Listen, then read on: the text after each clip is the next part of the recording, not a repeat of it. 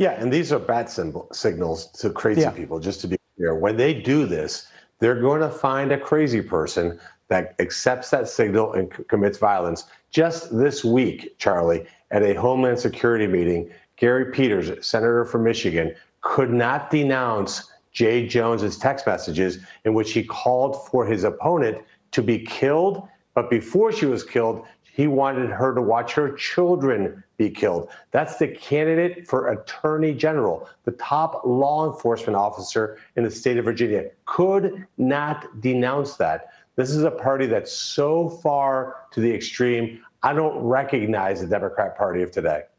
I'm so glad you brought up the case of Jay Jones and his text messages, because it really is, as you point out, all the more astonishing because he's running for the top law enforcement job in the state of Virginia. But, obviously, you live in a state where you interact with a lot of Democrat voters, normal people, not these political hacks who talk about Nazi Jews, but actual, good-meaning people with whom you have political differences. Is this rhetoric appealing to those regular voters?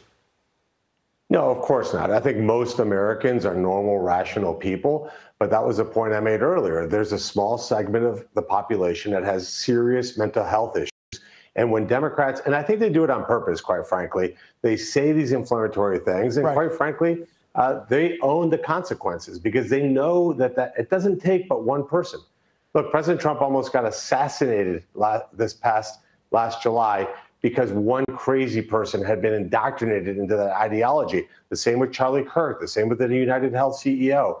So they know what they're doing. They should have the decency to stand up and say, enough is enough. We're not going to use Hitler references to anybody, lower the temperature, and let's get to work for the American people. That's what the voters expect. Is there anybody in the United States Senate today who's across the aisle from you that you have personal friendship with, conversations with, that you have faith might actually step up and start saying, okay, people, we need to stop this, and actually become a leader and demonstrate some leadership on this front?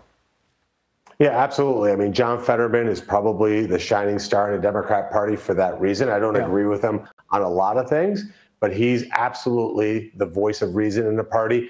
There are a lot of them that are that way one-on-one personally, but then when they get in front of the cameras, unfortunately, they say something very different.